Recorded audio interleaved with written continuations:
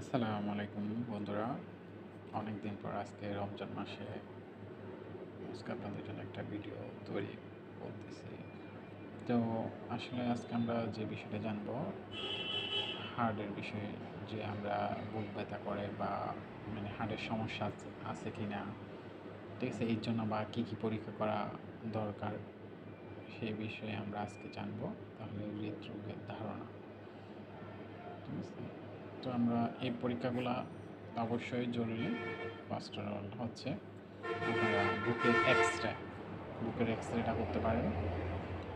ওকে, chest, এটা আপনার ধারণা দিবে আমাদের এই হৃৎপিণ্ডটা অবস্থাটা নির্ধারণ করার জন্য বুকের এক্স রেটা অবশ্যই দরকার। এর পাশাপাশি হচ্ছে ইসিজি। ইসিজিটা হচ্ছে কারণ আমাদের শুরুটা প্রাথমিক যে প্রাইমারি যে রূপ নির্ণয় করা দরকার, সেই ক্ষেত্রে হৃৎপিণ্ডের যে প্রাথমিক রূপ, এর জন্য ইসিজি ইলেকট্রোকার্ডিওগ্রাম পরীক্ষাটা অবশ্যই জরুরি। ওকে, নেক্সট হচ্ছে একটা টেস্ট আছে, প্রো বিএমপিটা করে দেখতে পারেন। এটা হচ্ছে আমাদের হার্টের। 4 নম্বরে হচ্ছে আপনারা করোনারি অ্যাঞ্জিওগ্রাম, এই পরীক্ষাটা করতে পারেন।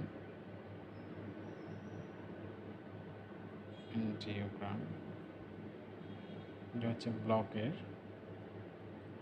ব্লক হয়ে গেছে কিনা হার্ট। তারপর 5 নম্বরে হচ্ছে আপনারা এমআরআই, ম্যাগনেটিক রেজোন্যান্স ইমেজিং, যেটা ম্যাগনেটিক রেজোন্যান্স ইমেজিং এমআরআই, যেটা এই আমাদের পেশির অবস্থাটা জানার জন্য এমআরআইটা করা অবশ্যই জরুরি।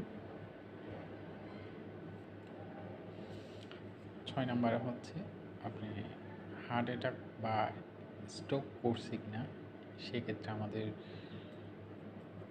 ট্রপোনিন আইটা।